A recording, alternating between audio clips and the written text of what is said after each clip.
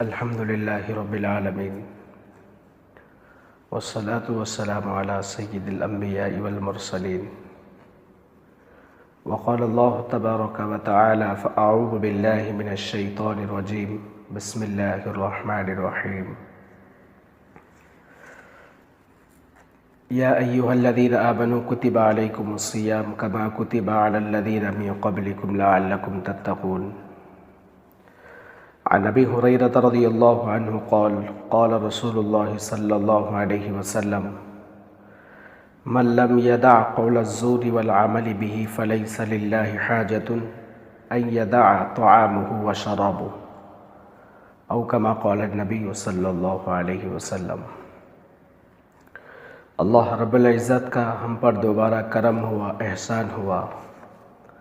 کہ ہم جیسے گنہگاروں کو، خطا کاروں کو،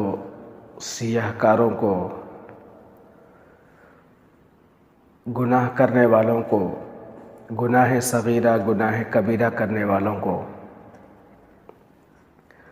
اس ذات کا کھا کر اس ذات کی نافرمانی کرنے والوں کو، نمازوں کو چھوڑ کر زندگی گزارنے والوں کو، قرآن کو چھوڑ کر زندگی گزارنے والوں کو، حرام کا کھانے والوں کو، رشوت کا کھانے والوں کو، سود کا کھانے والوں کو، سنتوں کی خلاف ورزی کرنے والوں کو، شراب پینے والوں کو، جوا کھیلنے والوں کو، شرم و حیا کے باہر سے نکل کر زندگی گزارنے والوں کو اللہ تبارک و تعالیٰ نے پھر دوبارہ موقع عنایت فرمایا ہے کہ میرے بندے تو گناہ سے باز آ جا میرے عذاب سے پہلے، اب بھی میں تجھے معاف کرنے کے لیے تیار ہوں۔ اللہ تبارک و تعالیٰ کا ہمیشہ سے یہ دستور رہا ہے اور تا قیامت تک رہے گا کہ بندہ غلطی کرتے کرتے تھک جائے گا، لیکن اللہ تبارک و تعالیٰ نہ کبھی اپنے بندوں کو معاف کرتے ہوئے تھکے ہیں اور نہ کبھی تھکنے والے ہیں۔ حضرت کعب بن عجرہ رضی اللہ عنہ کی روایت ہے، ایک مرتبہ اللہ کے نبی علیہ السلام نے فرمایا کہ ممبر کے قریب ہو جاؤ، تو ہم لوگ حاضر ہو گئے۔ تو اللہ کے نبی علیہ السلام نے جب ممبر کے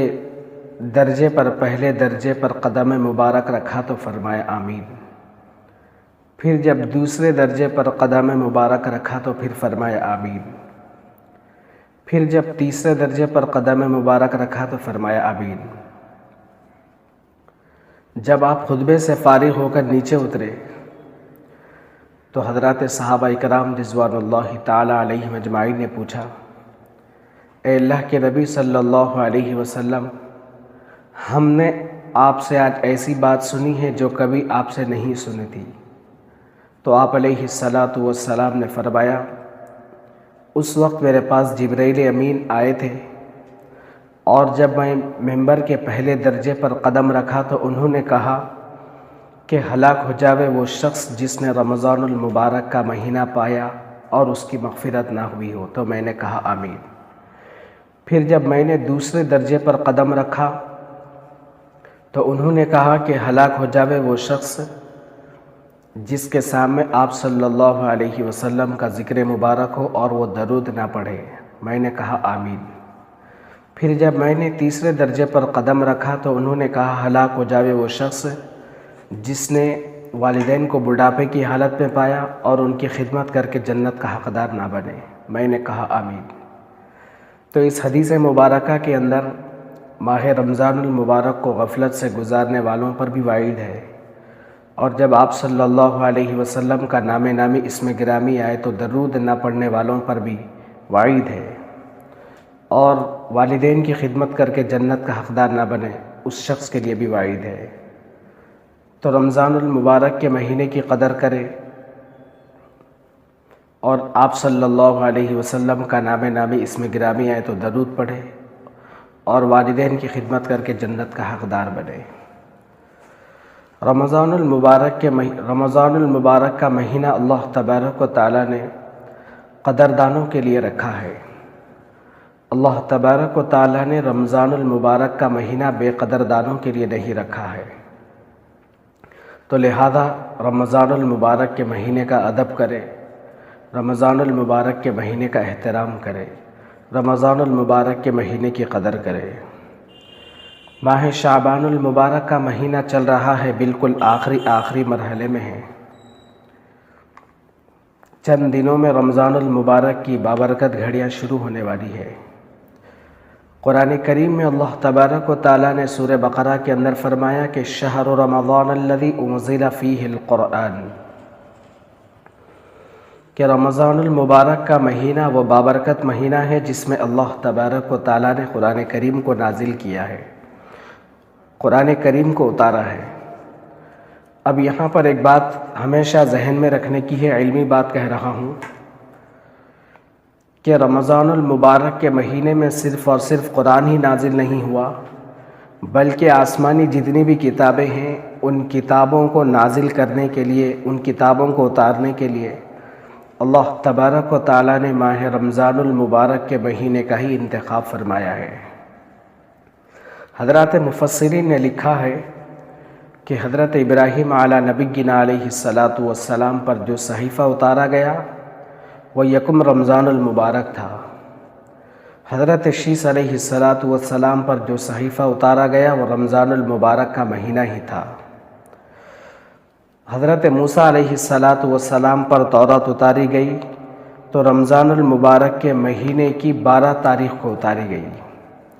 حضرت عیسیٰ علیہ السلام پر انجیل اتاری گئی تو رمضان المبارک کے مہینے کی 13 تاریخ کو اتاری گئی۔ اسی طرح حضرت داؤد علیہ السلام پر زبور اتاری گئی تو رمضان المبارک کے مہینے میں ہی اتاری گئی۔ اسی طرح آقا نامدار جناب محمد الرسول اللہ صلی اللہ علیہ وسلم پر اللہ تبارک و تعالیٰ نے قرآن کریم کو نازل کیا ہے تو رمضان المبارک کے مہینے میں ہی نازل کیا ہے۔ اللہ تبارک و تعالیٰ نے رمضان المبارک کے مہینے کا ذکر قرآن کریم کے اندر کیا ہے۔ بقیہ 11 مہینوں میں سے کسی مہینے کا ذکر آپ کو قرآن کریم کے اندر نہیں ملے گا۔ نہ اللہ تبارک و تعالیٰ نے محرم کے مہینے کا ذکر قرآن کے اندر کیا ہے، نہ اللہ تبارک و تعالیٰ نے صفر کے مہینے کا ذکر قرآن کریم کے اندر کیا ہے، نہ اللہ تبارک و تعالیٰ نے ربیع الاول کے مہینے کا ذکر قرآن کے اندر کیا ہے، نہ ربیع الثانی، نہ جمادی الاول جمادی الثانی کے مہینے کا ذکر کیا ہے۔ صاف لفظوں کے اندر اللہ تبارک و تعالیٰ نے اگر کسی مہینے کا تذکرہ کیا، کسی مہینے کا ذکر کیا ہے تو وہ رمضان المبارک کے مہینے کا ذکر کیا ہے کہ شہر رمضان الذی انزل فیہ القرآن، کہ رمضان کا مہینہ وہ بابرکت مہینہ ہے جس میں ہم نے قرآن کریم کو اتارا ہے۔ تو بقیہ 11 مہینوں کا ذکر قرآن کریم کے اندر نہیں ملتا سوائے رمضان المبارک کے مہینے کا۔ رمضان المبارک کے مہینے کی آمد ہے۔ اس مبارک مہینے کی آمد سے قبل شعبان میں اللہ کے نبی علیہ السلام نے ایک فصیح و بلیغ جامع خطبہ ارشاد فرمایا، جس کے اندر اللہ کے نبی علیہ السلام نے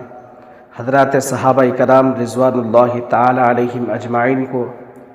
فضائل رمضان، اعمال رمضان، اہمیت رمضان کی طرف صحابہ کرام کو متوجہ کیا ہے۔ قرآن کریم کے اندر اللہ تبارک و تعالیٰ نے فرمایا کہ یا ایھا الذین آمنوا کتب علیکم الصیام، اے ایمان والوں تم پر رمضان کے روزے فرض کیے گئے جیسا کہ تم سے پہلے والے لوگوں پر فرض کیے گئے تھے، لعلکم تتقون، تاکہ تم پرہیزگار بن جاؤ۔ روزے کا فائدہ، روزے کا مقصد، روزے کا نتیجہ یہ نکلتا ہے کہ مسلمان تقوی اور طہارت کی زندگی بسر کرے، اپنی مرضی ختم، مولا کی مرضی شروع، حرام کاموں کو چھوڑ دے، حرام کاموں سے اجتناب کرے، ناپسندیدہ اعمال و افعال سے پرہیز کرے، ناپسندیدہ گفتگو سے پرہیز کرے، ہر وہ چیز چھوڑ دے، اپنی مرضی، مولا کی مرضی کے مطابق اپنی زندگی گزارے۔ قرآن کریم کے اندر اللہ تبارک و تعالیٰ اس کا مقصد بھی بتا رہے ہیں، اسی کے اندر لعلکم تتقون، تاکہ تم پرہیزگار بن جاؤ۔ بخاری کی روایت ہے عن ابی ہریرہ رضی اللہ عنہ قال قال رسول اللہ صلی اللہ علیہ وسلم من لم يدع قول الزور والعمل به فليس لله حاجة ان يدع طعامه وشرابه۔ حضرت ابو ہریرہ رضی اللہ عنہ کی روایت ہے کہ جس میں اللہ کے نبی علیہ الصلاۃ والسلام نے فرمایا کہ جو آدمی روزہ رکھتے ہوئے باطل کلام باطل کاموں کو نہ چھوڑے تو اللہ کو اس کے بھوکے پیاسے رہنے کی کوئی ضرورت نہیں ہے۔ تو لہذا غیبت سے بچے، لہذا جھوٹ سے بچے، بدگمانی سے بچے، بد نظری سے بچے، حرام کاری سے بچے، زنا سے بچے، مشت زنی سے بچے، اور حرام کھانے سے بچے، حرام پینے سے بچے، رشوت کھانے سے بچے، سود سے بچے، ہر چھوٹے بڑے گناہوں سے بچے، گناہ صغیرہ سے بچے، گناہ کبیرہ سے بچے، شراب پینے سے بچے، جوا کھیلنے سے بچے، شرم و حیا کے باہر سے نکل کر زندگی گزارنے سے بچے، سنتوں کی خلاف ورزی کرنے سے بچے۔ تو کیا ہے؟ اس لیے کہ حدیث مبارکہ کے اندر اللہ کے نبی علیہ الصلاۃ والسلام فرما رہے ہیں، قال رسول اللہ صلی اللہ علیہ وسلم من لم يدع قول الزور والعمل به فليس لله حاجة ان يدع طعامه وشرابه۔ اللہ کے نبی علیہ الصلاۃ والسلام اس روایت میں فرما رہے ہیں، بخاری کی روایت ہے کہ اللہ کے نبی جس میں یہ فرما رہے ہیں کہ جو آدمی روزہ رکھتے ہوئے باطل کلام باطل کاموں کو نہ چھوڑے تو اللہ کو اس کے بھوکے پیاسے رہنے کی کوئی ضرورت نہیں ہے۔ تو کیا ہے؟ ان اعمال سے پرہیز کرے، باطل کلام سے پرہیز کرے، باطل کاموں کو چھوڑ دے، کیونکہ کئی مرتبہ ہم لوگوں کی زندگیوں میں رمضان المبارک کا مہینہ آ رہا ہے، جا رہا ہے، لیکن ہماری زندگیوں میں کوئی تبدیلی نہیں آ رہی ہے۔